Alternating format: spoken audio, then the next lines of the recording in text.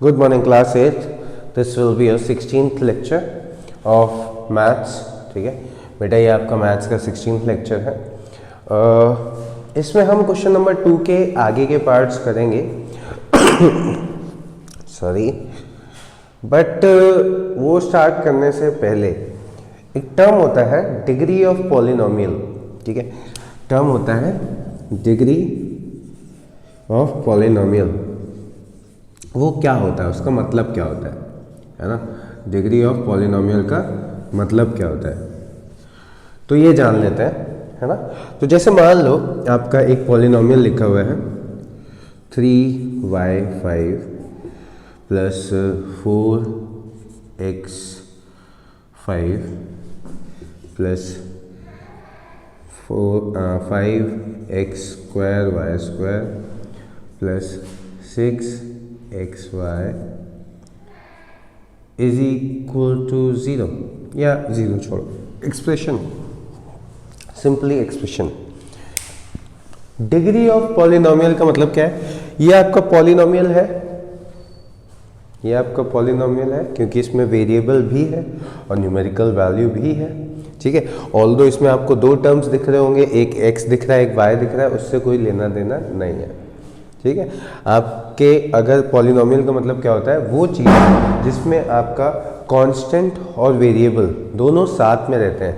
ठीक है, कांस्टेंट और वेरिएबल दोनों साथ में रहते हैं, उन वाले टर्म को हम क्या बोलते हैं, पॉलिनोमियल बोलते हैं। आपको ये बात पता है। ठीक है, तो ये हो गया पॉलिनोमियल। अब सॉरी, पॉलिनोमियल में आपका y की पावर है 5, x की पावर है 5। डिग्री से आप क्या समझते हो, डिग्री हम लोग किसको बोलते थे, जो पावर होती थी उसको तो डिग्री से रेफर करते थे, है ना। जैसे अगर हम लिख देते थे 2 to the power 5 तो हम बोल सकते हैं ना 2 की डिग्री 5 है, क्योंकि हम 2 को 5 टाइम्स मल्टीप्लाई करते हैं। मैंने आपको बताया होगा जो हमारी पावर होती है उसी को हम डिग्री बोलते हैं, है ना। तो वही चीज़ है डिग्री ऑफ पॉलिनोमियल। तो इसमें हम क्या करते हैं, इस पूरे पॉलिनोमियल में जो भी हाईएस्ट डिग्री होगी वो क्या होगी, जो भी हाईएस्ट डिग्री होगी वो क्या होगी आपकी, वही डिग्री ऑफ पॉलिनोमियल हो जाएगी। तो इस वाले पॉलिनोमियल की डिग्री क्या है आपकी 5। ठीक है, भले ही वो किसी भी टर्म की हो, ठीक है, भले ही वो y की हो x की हो किसी की भी हो, जो मैक्सिमम डिग्री होगी, ठीक है, जो भी मैक्सिमम डिग्री होगी इस पॉलिनोमियल के अंदर वही क्या होगी, डिग्री हो जाएगी पॉलिनोमियल की।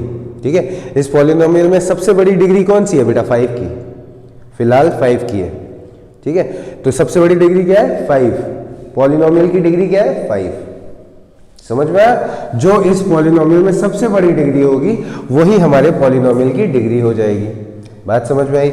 अब इसको छोड़ दो, तो ये बात आपको समझ में आ गई होगी कि हमारा जो भी पॉलिनोमियल का ग्रेटेस्ट डिग्री होगा या सबसे बड़ा डिग्री होगा वही हमारा डिग्री ऑफ पॉलिनोमियल हो जाता है। ठीक, अब मान लो कि मैंने यहाँ पे स्क्वायर स्क्वायर लगा था, इसको मैंने कर दिया क्यूब क्यूब। ठीक है, मतलब क्या हुआ, ये हो गया x की पावर क्यूब एंड y की पावर भी क्यूब, मतलब x की डिग्री की 3 एंड y डिग्री भी 3। ठीक है, तो अब देखो, अभी इसकी ग्रेटेस्ट डिग्री क्या है 5। ठीक है, अब इस वाले टर्म को अगर हम देखें, ये वाला टर्म, ठीक है, ये वाला हम टर्म देखें तो इस पे एक डिग्री है 3 और एक डिग्री है 3। तो इस वाले टर्म की डिग्री, इस वाले टर्म की डिग्री कितनी हो गई बेटा, 6 हो गई। ठीक है, जब आपके दो वेरिएबल हैं, दोनों पे अलग अलग डिग्री है, तो इस पूरे वेरिएबल की डिग्री क्या होगी, उन दोनों का सम। ठीक है, तो 3 and 3 का सम कितना हो गया 6। तो इस वेरिएबल की डिग्री कितनी होगी 6। अब वेरिएबल की डिग्री होगी 6, मतलब इस वाले टर्म की डिग्री 6 हो गई। ठीक, तो अगर इस टर्म की डिग्री 6 हो गई तो इस पॉलिनोमियल की डिग्री क्या हो जाएगी 6, क्योंकि जो भी आपकी बिगेस्ट डिग्री होगी उसी को हम क्या बोलते हैं, डिग्री ऑफ पॉलिनोमियल। ठीक है, इस पॉलिनोमियल में जो भी आपकी सबसे बड़ी डिग्री होगी उसे हम क्या बोलेंगे, डिग्री ऑफ पॉलिनोमियल। बात समझ में आई। अब इसमें फिलहाल जो सिंगल डिजिट्स में होता है आपको जनरली वही सिंगल डिजिट वाला है, और इनको अगर आपका डबल डिजिट मतलब डबल वेरिएबल्स हैं तो उनकी डिग्री ऐड हो जाएंगी। ये चीज़ का आपको याद रखना है। तो अगर याद हो तो पहले यहाँ पे 2 2 लगा हुआ था, तो 2 + 2 क्या होता है 4, तो 4 5 से छोटा था तो इसलिए 5 डिग्री थी। अभी क्या हो गया 6 हो गया, तो 6 5 से बड़ा है तो डिग्री 6 हो गई। बात समझ में आ रही है। तो इसको हम बोलते हैं डिग्री ऑफ पॉलिनोमियल। ऑल्दो इसका अभी यूज आपको मैंने बता दिया, ठीक है, इससे आप पहचान सकते हो कि भैया हमारी डिग्री कितनी है पॉलिनोमियल की, ऐसा कोई इश्यू नहीं है। इससे मुझे जैसे मैं आपसे भी कम्युनिकेट करूंगा उसमें कम्युनिकेशन में थोड़ी आसानी होगी, ठीक है, तो वो चीज़ है बस, और कुछ नहीं। अब जैसे हम लोग क्वेश्चन नंबर 5 अटेम्प्ट करेंगे 2 का, ठीक है, क्वेश्चन नंबर 2 का 5th पार्ट हम अटेम्प्ट करेंगे। तो ये क्या है क्वेश्चन नंबर 2 का 5th part. It says 3y⁴ - 3y³ - 4y² - 4y by y² - 2y। ठीक है, तो ये हमें सॉल्व करके निकालना है इसको, ठीक है। अब ध्यान दो, सबसे पहले अभी हमने क्या बोला, डिग्री ऑफ पॉलिनोमियल। तो इस वाले पॉलिनोमियल की डिग्री क्या होगी बेटा, कितनी होगी 4 होगी, है ना, क्योंकि बिगेस्ट डिग्री क्या है 4। अगर इसको हम देखें तो इसमें बिगेस्ट डिग्री क्या है 2, तो इसकी डिग्री कितनी होगी 2, ठीक है। तो ये एग्जांपल मैं इसलिए करवा रहा हूँ क्योंकि लास्ट टाइम पे जो मैंने एग्जांपल करवाया था उसमें डिवाइजर की डिग्री थी सिंपली 1, अब डिवाइजर की डिग्री है 2, तो उससे कोई इश्यू नहीं है, परेशान होने वाली कोई बात नहीं है ना। हम इसकी हेल्प से भी वही करेंगे जैसे हम कर रहे थे, ठीक है। तो हम एक रफ एरिया बना लेंगे यहाँ पे, ऑल्दो आप उस तरफ बनाओगे अपनी कॉपी में, आपको इधर नहीं बनाना है, आपको अपनी कॉपी में उधर बनाना है, ठीक है। मैं इसको यहाँ पे बना सकता हूँ क्योंकि मेरा बोर्ड है, आपकी कॉपी होगी, ठीक है। तो देखो अब क्या करेंगे, सबसे पहले तो हम डिविडेंड अंदर लिख देंगे। डिविडेंड कितना है आपका 3y⁴ - 3y³ - 4y² - 4y, ये हो गया हमारा टर्म डिविडेंड। अब हम डिवाइजर लिखेंगे जो कि है y² - 2y, ठीक है, सिंपली। अब देखते हैं, अब मैंने क्या बोला था जब आपको लास्ट टर्म पे समझाया था, जो हमारा डिविडेंड का फर्स्ट टर्म है, जो हमारा डिवाइजर का फर्स्ट टर्म है, उनको हम अलग से डिवाइड करेंगे। तो डिविडेंड का फर्स्ट टर्म है 3y⁴ और यहाँ पे है y², ठीक है। तो क्या होता है, देखो यहाँ पे हमारा कोई कोएफिशिएंट तो है नहीं y² के साथ, तो आपका ये जो 3 है ये तो सेफ है, इसके साथ तो कोई छेड़छाड़ करनी नहीं। y² को y4 से कैंसिल करना है, तो बेटा डिवीजन में है, बेस सेम है तो पावर माइनस हो जाएगी, या आप डायरेक्टली काट सकते हो, ऊपर 4y है नीचे 2y है ना, तो आप सिंपली कैंसिल करो तो यहाँ पे भी 2y रह जाएंगे। जो मैं आपको 4y और 2y लिखता हूँ उसका मतलब समझ में आया। जैसे देखो y की पावर 4 का मतलब क्या हुआ, y × y × y × y, यही तो हुआ, यही तो हुआ। तो देखो हमसे क्या बोला गया 3y4, तो 3y4 का मतलब क्या हुआ 3y × y × y × y, ये हुआ। और y² का मतलब क्या हुआ y × y, तो y से 1y तो कितना बचा 3y² बचा। तो वही मेरा आया था पहले कि अगर हमने 3y4 को 3y² से डिवाइड किया तो y² नहीं है, y² से डिवाइड किया तो यहाँ पे 2 बचा, सिंपली यही मैंने लिख दिया था, ठीक है। तो ये क्या हो जाएगा 3y² बचा, ठीक है, 3y² बचा। अब इस 3y² को हम इस पूरे टर्म के साथ मल्टीप्लाई करेंगे, ठीक है। सबसे पहले हमें 3y² क्या मिला आपका, ये जो 3y² मिला है ये है आपका कोएफिशिएंट, 3y² जो आपका मिला है वो क्या है आपका कोशेंट, ठीक है। कोशेंट को हम मल्टीप्लाई करेंगे इस वाले नंबर से, तो 3y² × y² - 2y, ठीक है। तो हम मल्टीप्लाई करेंगे, तो मल्टीप्लाई किया तो ये हो गया 3y⁴ उसके बाद अंदर मल्टीप्लाई किया तो 3 टू ज़ 6 वाई क्यूब, ठीक है, 3 टू ज़ 6 वाई क्यूब। समझ में आया? तो हमने ये कर लिया। अब हमको क्या करना है, सिंपली लिख देना है।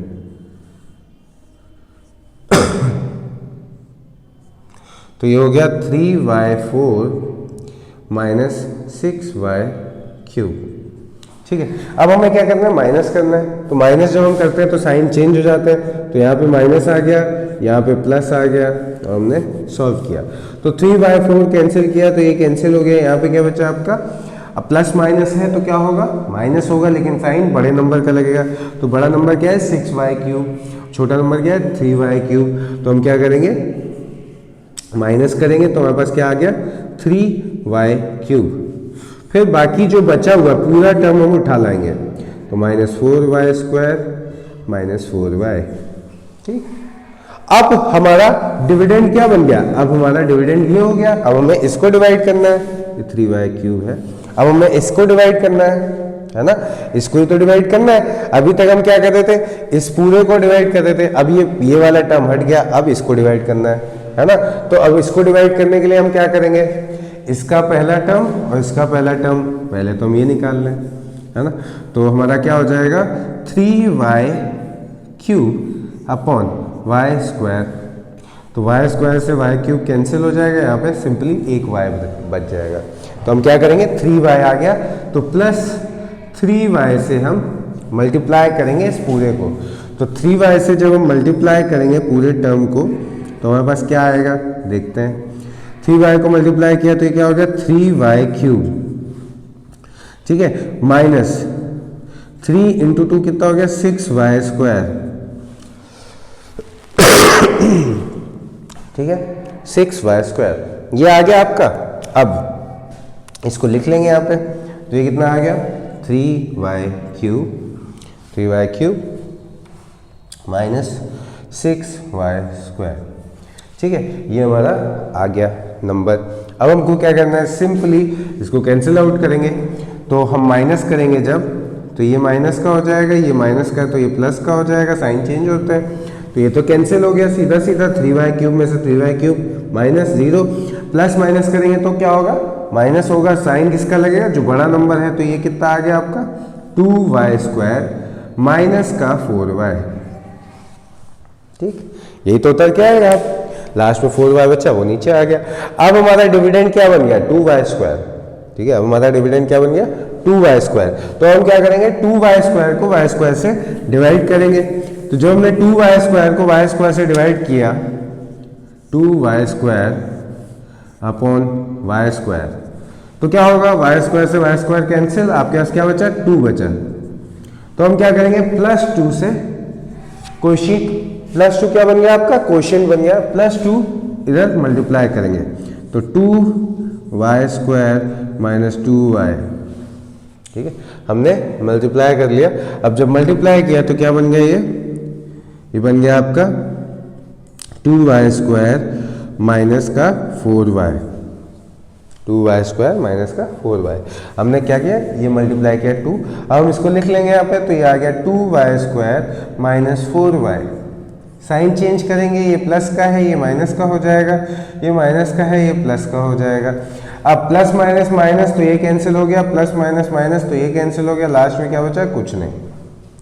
तो आपका आंसर क्या हो गया बेटा, आंसर ये जो कोएफिशिएंट निकल के आया है, ठीक, सॉरी क्वोशिएंट निकल के आया है, this will be your answer. तो आंसर क्या हो जाएगा, answer is equal to 3y square plus 3y plus 2, ठीक है। ये आपका आंसर हो गया।